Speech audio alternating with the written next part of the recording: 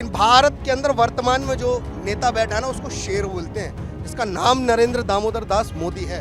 और उस शेर के आगे तुम सारे के सारे ढेर हो, तुम बेकार में चक्कर में पड़े हो, कोई नहीं है टक्कर में उनकी। तो सबसे पहले तो आप खुद एनआरआई हैं, आपकी माताजी इटली से हैं। सबसे पहले आप देश को बताओ कि मैं एनआरआई हूँ और इसीलिए अब मैं पागल हो गया हूँ तो सबको एनआरआई बोलूँगा। उस समय की राजीव गांधी की जो पीने की आदत थी, वो एक बोतल जो बैठ के पी ली, उसका हर्जाना आज 70 साल से देश भर रहा है। और कोई हिंदू, देखो कांग्रेस हिंदू विरोधी हो सकती है, लेकिन हिंदू कांग्रेस विरोधी नहीं हो रहा।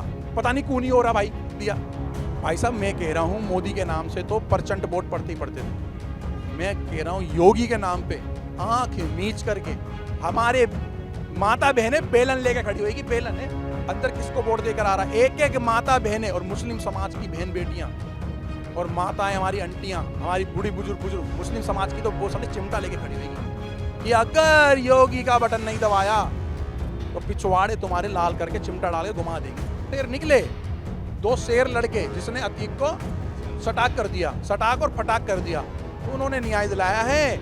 और योगी जी हिंदू राष्ट्र क्यों नहीं बनाने की बात करेंगे यार? ये देश हिंदुओं का है, सनातनों का है, ये कोई इस्लामिक देश है यार, कोई ईरान, इराक, सीरिया है। अरे यार, मुसलमानों के लिए पाकिस्तान दिया था, बांग्लादेश दिया था, गई नहीं तो इनकी गलती है ना। अब हिंदू राष्ट्र बनना है तो भाई क्या दिक्कत हो रही है? हिंदू राष्ट्र से पहली बात तो हिंदू राष्ट्र से दिक्कत क्या है भाई? सारे कुत्ते, बिल्ली, गीदड़, चूहे, नाली के कीड़े, गटर के कीड़े, लेटरिन के टैंक के कीड़े सारे इकट्ठे हो गए मोदी के खिलाफ। मोदी से दिक्कत क्या है? सारे इकट्ठे हो गए भाई, मिलजुल करके एक साथ सरकार बनाएंगे, गठबंधन की सरकार। अरे कहाँ बना रहे हैं भाई साहब, कैसी बात कर रहे हो आप? नमस्कार दोस्तों, मेरा नाम है सुरजीत और आप देखना शुरू कर चुके हैं द लोकसभा। राहुल गांधी ने अपने पूर्वज और महात्मा गांधी, सरदार वल्लभ भाई पटेल सबको एनआरआई बताया है। इटली के प्रिंस एक तरीके से उन्होंने महात्मा गांधी को एनआरआई कहा है। हम जनता से राय लेंगे और आपको बताएं क्या सच में महात्मा गांधी, नेहरू जी, सरदार वल्लभ भाई पटेल, मतलब जो भी फ्रीडम फाइटर्स थे वो एनआरआई थे क्या नहीं थे? आपने सुना होगा सर, एनआरआई बताया राहुल गांधी ने, क्या कहना चाहेंगे इस पर? जिसको जितना ज्ञान होगा उतनी ही बात करेगा। जिसके नाम का सरनेम ही, अगर वो जिसे जिसको भी एनआरआई बता रहे हैं तो उनको ज्ञात होना चाहिए कि नेहरू जी नहर के किनारे बसे गांव के थे, जो वर्तमान में पाकिस्तान में है। और पाकिस्तान की तुलना अगर ये एनआरआई के रूप में कर रहे हैं तो इनको ज्ञात होना चाहिए कि पाकिस्तान को पाकिस्तान बनाने वाले भी इन्हीं के वही नेहरू थे और वही गांधी थे, जिनका सरनाम लेके ये घूम रहे हैं और आज कह रहे हैं एनआरआई हैं। तो सबसे पहले तो आप खुद एनआरआई हैं, आपकी माताजी इटली से हैं। सबसे पहले आप देश को बताओ कि मैं एनआरआई हूं और इसीलिए अब मैं पागल हो गया हूं तो सबको एनआरआई बोलूंगा। जिस तरीके से गांधी परिवार को लेकर तुलना की तो पूरे परिवार ही एनआरआई हो गया जी। गांधी परिवार इस देश के अंदर वह राजनीति के लिए बनाया गया परिवार है गांधी जी के द्वारा, जिससे ये लोग अपनी आने वाली राजनीति की सत्ता को संभाल सकते। इसीलिए गांधी ने अपना सरनेम दे दिया था, क्योंकि सबको मालूम है कि अगर ये आज हिंदू बन जाते हैं, जनेऊ धारण करके मंदिरों में घूमते हैं, तो देश की जनता को मालूम है कि ये कितने बड़े वाले हिंदू हैं। क्योंकि जब ये लोग अपने दादा की कब्र पे भी नहीं जाते हैं, जहाँ दुनिया भर की धूल चढ़ी हुई है, और बात करते हैं एनआरआई की, तो हम कहते हैं हाँ राहुल गांधी आप एनआरआई हो, आपके नाम के साथ जुड़े नाम वाले भी एनआरआई हैं। क्योंकि देश का बंटवारा एक बाहरी सोच और बाहर से आया ही व्यक्ति देश को बांटकर राजनीति करने की ठान सकता है, और वही राजनीति आपके परिवार ने इन 70 सालों में की है और वही अब आप दोबारा करना चाह रहे हो। और एक बात ध्यान रखना, जो भूल आपके परिवार ने बंटवारे के समय की थी, अब आप ये भूल जाओ कि भारत जोड़ो यात्रा नाम देकर आप भारत में भारत जोड़ने की बात तो करते हो, लेकिन जब देश के अंदर रहकर आप बोलते हो कि नेहरू, गांधी ये सब एनआरआई हैं, तो आपको ज्ञात होना चाहिए कि देश को आप भी बताएं कि आपकी माताजी और आप कौन हैं, कहां से आप आए हैं। भाई हम तो एक ही बात कहेंगे कि उस समय की राजीव गांधी की जो पीने की आदत थी, वो एक बोतल जो बैठ के पी ली, उसका हर्जाना आज 70 साल से देश भर रहा है। अच्छा, एक सवाल और होगा कि राहुल गांधी ने पीएम मोदी को लेकर कहा है कि हिंदुस्तान को कार समझते हैं और एक ऐसे तरीके से चला रहे हैं जैसे कि आगे फ्यूचर दिखाई नहीं दे रहा हिंदुस्तान का, मतलब हिंदुस्तान की तुलना कार से किया उन्होंने। कौन? राहुल गांधी? हाँ। अरे मैं ये कह रहा हूँ कि देश के अंदर इनके जैसे अगर नेता पैदा होने लगे तो जल्द ही, जैसा लंका के अंदर हुआ ना, और आपने अफगानिस्तान में देखा तख्त पलट हुआ। ये वो नेता हैं कि ये तख्त पलट के लिए संघर्ष भी नहीं करेंगे, ये अपने आप तख्त से उतर के दूसरे को बिठा देंगे, ये वो नेता है। लेकिन भारत के अंदर वर्तमान में जो नेता बैठा है ना, उसको शेर बोलते हैं, जिसका नाम नरेंद्र दामोदर दास मोदी है। और उस शेर के आगे तुम सारे के सारे ढेर हो, तुम बेकार में चक्कर में पड़े हो, कोई नहीं है टक्कर में उनकी। तुम चाहे एनआरआई बन जाओ, चाहे जनेऊधारी पंडित बन जाओ, चाहे जो तुम्हें बनना है वो बन जाओ, लेकिन तुम कभी भी नहीं। देखो जी, कांग्रेस जो है, पहली बार बता रहा हूं, कोई पार्टी नहीं है, गैंग है। अंग्रेजों की दी हुई भीख पे जो हमारे यहाँ सबसे बड़ी दुर्भाग्य की बात है कि हमारे बड़े बुजुर्गों ने लड़ाइयाँ लड़ी अंग्रेजों से, मुगलों से नहीं भी लड़ी। मुगलों से लड़ने के बाद उन्हें भगाया, फिर उसके बाद अंग्रेजों से लड़ी, फिर अंग्रेजों को भी भगाया। उसके बाद एक बात और मैं कहना चाहता हूँ, ऐड करना चाहता हूँ, फिर उसी अंग्रेजों की औलादों को आज जो राहुल गांधी ने मान लिया है, उनको राज करवाया इस देश में, उन्हीं अंग्रेजों को। तो पता लग रहा है ना कि विदेशी हमारे देश में राज कर रहे थे, उसकी पार्टी थी हिंदू विरोधी पार्टी थी, हिंदू विरोधी, जो कश्मीर नरसंहार में भी चुप रहती थी, हिंदू विरोधी सारा, हमारे राम मंदिर पे भी चुप रहती थी। राम मंदिर की बात आती थी, नहीं नहीं नहीं करेंगे, करवा देंगे, करवा लेंगे, राम मंदिर बनवा देंगे, लेकिन राम मंदिर नहीं बनवाएंगे, सब मिलजुल करके कार से वो पे गोलियां चलवाएंगे। तो आज राहुल गांधी ने खुद बता दिया कि मेरे जो पूर्वज थे, बड़े बूढ़े जो भी थे, सारे के सारे एनआर आए थे। तो यार ये हिंदुओं में, इस हिंदुस्तानियों में क्या बुद्धि की कमी है? इस देश का विभाजन होता है, धर्म के नाम पे भी विभाजन होता है, लेकिन मुस्लिम समाज कहता है कि हमने इस देश में शहीदी दी। आपने लड़ाई लड़ी अंग्रेजों से, मानता हूं मैं, लेकिन मेरे भाई आपने पाकिस्तान के लिए लड़ी, लिखत में है, लिखत में।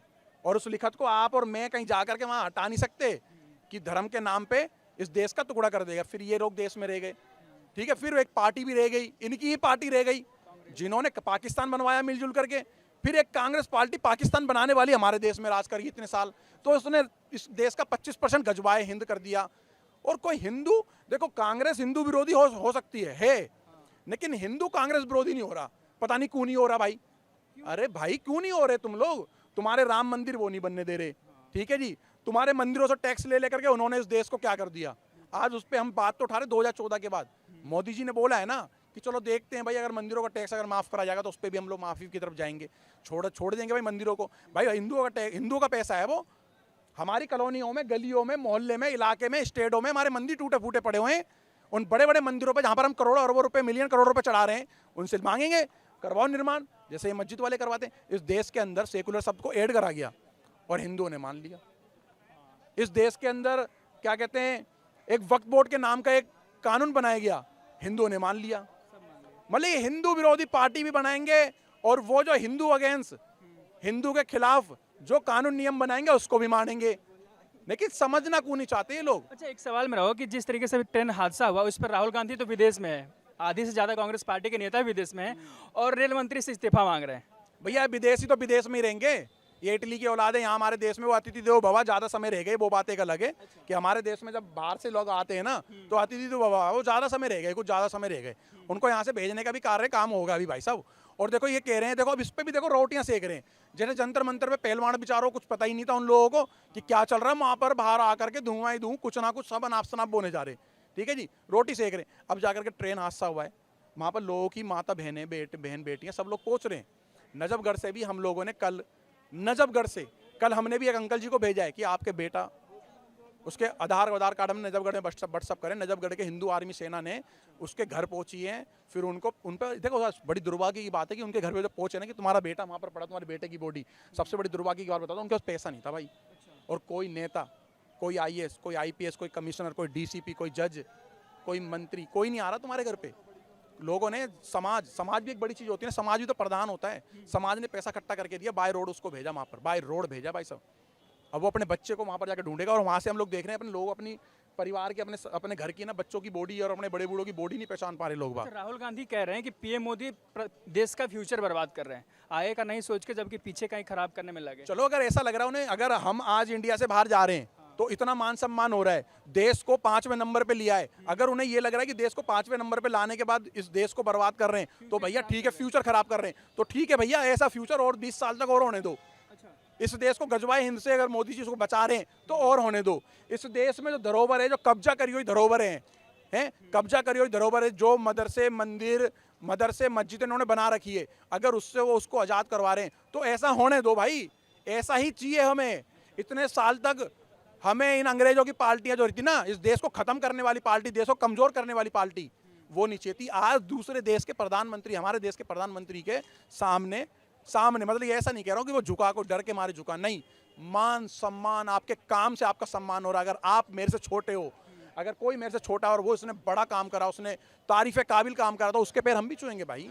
अच्छा, एक सवाल मेरा होगा कि 24 में चुनाव होने वाले हैं, पीएम मोदी वर्सेस राहुल गांधी माना जा रहा है। 2 मिनट के लिए पीएम मोदी को साइड कर दे और सीएम योगी हो फेस के लिए, तो कौन चुनाव जीते? फिर तो आप समझिए भाई साहब, नहीं आप बताइए। आप वो उनका धुआं निकल गया होगा पिछवाड़े से जिहादियों के। आप देख लो, कमेंट में देख लेना, आपने योगी बोल दिया। भाई साहब मैं कह रहा हूँ, मोदी के नाम से तो परचंट वोट पड़ते ही पड़ते थे।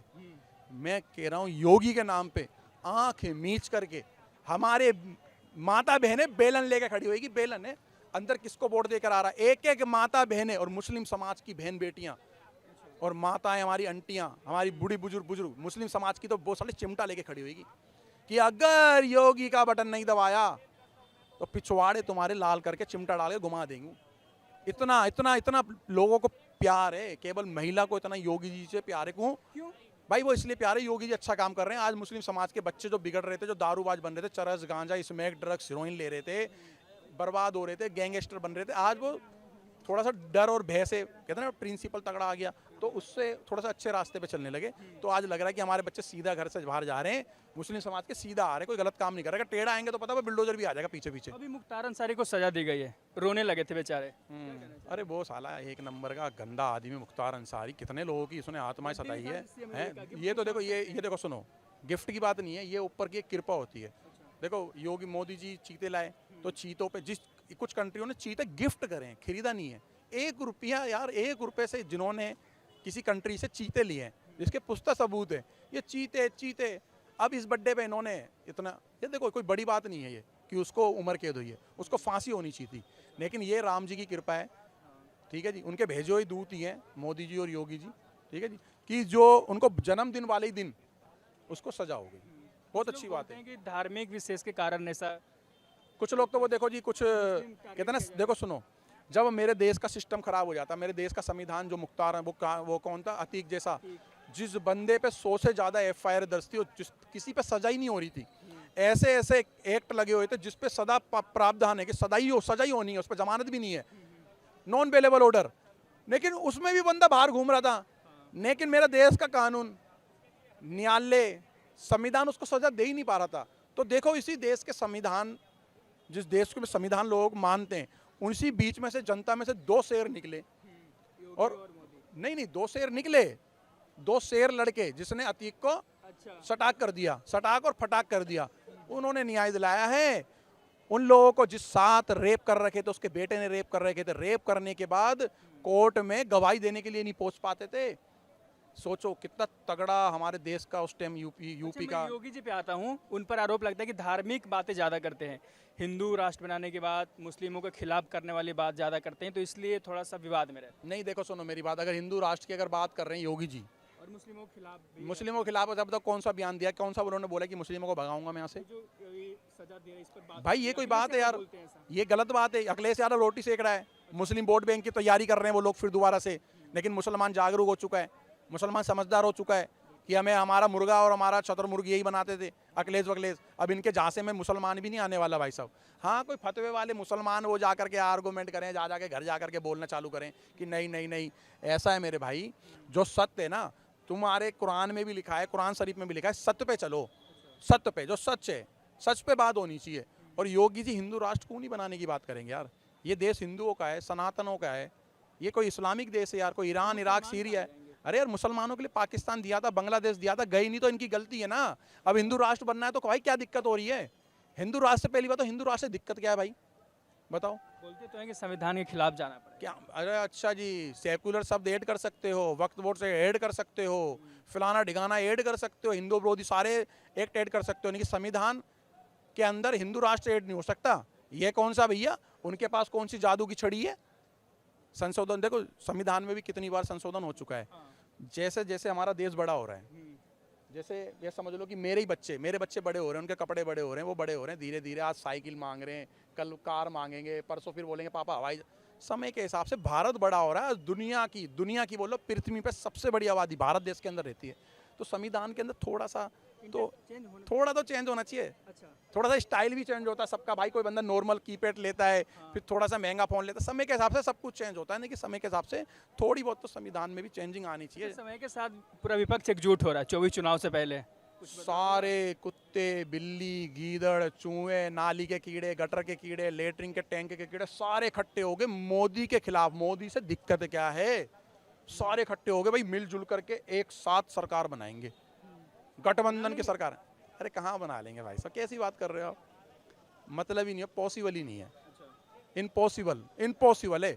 और अब भी अगर इन्होंने गलती कर दी ना, फिर तो भैया पासपोर्ट बनवा लो, फिर तो पासपोर्ट बनवा लो इस देश की सारी जनता इस देश से निकलने के लिए। फिर सोचो, तुम आज ये हालात देख रहे हो दिल्ली के अंदर जहाँ पर केजरीवाल सरकार है, देख रहे हो ना हमारी हिंदू बहन बेटों क्या हालात हो रहे हैं, ठीक है। कहीं ना कहीं मुसलमान भी कुछ ना कुछ परेशान हो रहा है, आज मुसलमानों को कैसे ट्रोल करा जा रहा है, क्यों नहीं करा जाएगा भाई। लव जिहाद के एंगल से देखा जा रहा था उस मर्डर को। देखो जी, एक हिंदू 16 साल की लड़की, नाबालिग लड़की एक मुस्लिम लड़के से शादी कर, वो मतलब प्यार कर लेती है, या वो उसको जाल जासे में फंसा लेता है, ठीक है, कलावा बांध रखा था उसने हाथ में, ठीक है। ये लव जिहाद नहीं है तो क्या है यार। हमने लव जिहाद देखा है, हमने लैंड जिहाद देखे, अब हम लोग इस देश के अंदर लव आतंकवाद देख रहे हैं। पहले हम आतंकवाद ही देखते थे, अब लव आतंकवाद देख रहे हैं। ना देखा जाए एक मर्डर के रूप में देखे। यार यार कैसे सेकुलर जो है भाई, सो कॉल्ड सेकुलर, उससे मैं कह रहा हूँ, तो कहीं तुम भी अपनी बहन बेटियों को देख लो, कहीं तुम्हारी बच्चियाँ कहीं किसी जिहादी से तो नहीं लगी होगी, या तो वो सेकुलर बोल रहे जिन्होंने अपना दामाद बना लिया हो किसी जिहादी को। जो सेकुलर है ना, इन सारे सेकुलरों को मैं एक बार इन राम शोभा यात्रा, हनुमान शोभा यात्रा पे ले जाना चाहता हूँ, और जब अद्दे और ईंट जब इनकी टांट पे पड़ेंगे ना, तब पता लगेगा। और भारत देश में ही अपने राम की शोभा यात्रा नहीं निकल पा रहे, तब इन सेकुलरों का चश्मा टूटेगा। और ये सेकुलर को ही जयचंद कहता हूँ जी मैं। आज मैं उन सेकुलरों से कहना चाहता हूँ, सेकुलरों सुनो मेरी बात, हिंदू मुस्लिम भाई भाई, गंगा जमुना तहजीब, गंगा हमारी, हिंदुओं की जमुना हमारी, तहजीब कौन सी। जो सेकुलर जिस गौ माता को रोटी खिला रहे हैं, वो तुम्हारे भाई, वो जिनको तुम कह रहे हो भाईचारा भाईचारा, वो तुम्हारे भाई गौ माता को रोटी के साथ खा रहे हैं। उनसे बोलो ना, और उन अपने भाइयों से बोलो, व्हाट्सएप पे बोलो, बिजनेस में जुड़े कहीं पे भी हैं, पड़ोसी है, आंटी अंकल कोई भी है, उनसे बोलो अंकल जी हम तो भाई भाई हैं, आओ हिंदू राष्ट्र बनवाते हैं, 57 कंट्री इस्लामिक हो गई है, एक हिंदू राष्ट्र तो बनवाओ। अरे सेकुलर हो, ज़्यादा पढ़ लिख करके तुम लोग अपने आप को स्मार्ट समझते हो यार, वो महंगे वाला गूगल्स पहन के स्मार्ट समझते हो कि 1 लाख का फोन लग के अपने आप को ज़्यादा समझदार समझ रहे हो क्या तुम लोग। अबे तुम्हें सबसे बड़ा घटिया नालायक समझते हैं हम लोग, ठीक है। तुम जैसे सेकुलर को जो बड़ी बड़ी गाड़ियों में, बड़े बड़े बंगलों में, जिसको कोई मतलब ही नहीं समाज और इस देश से और हिंदुस्तान से और हिंदू समाज से, तो घटिया कौन है, ये लोग हैं, ये जयचंद है, इनको बोला जाता है जयचंद। जयचंद कौन था, जब पृथ्वीराज चौहान साहब हमने लड़ाई करने के बाद जब घर पहुंचे ना, तो उनकी बहन भूखी मर गई थी भूख से, तो ये वो जयचंद है जो भाई भाई अभी भी भाई भाई करने में लग रहे हैं। ये वही देश के गद्दार हैं। जब इस देश का इस्लामीकरण हो जाएगा ना, तब इन्हीं भाई भाईचारा कहने वालों को हम देश का गद्दार बोलेंगे, ठीक है जी। जय श्री राम। तो ये थी जनता की राय, बाकी ऐसे हैं तमाम जानकारी के लिए बने रहे हमारे साथ और देखते रहिए द लोकसभा।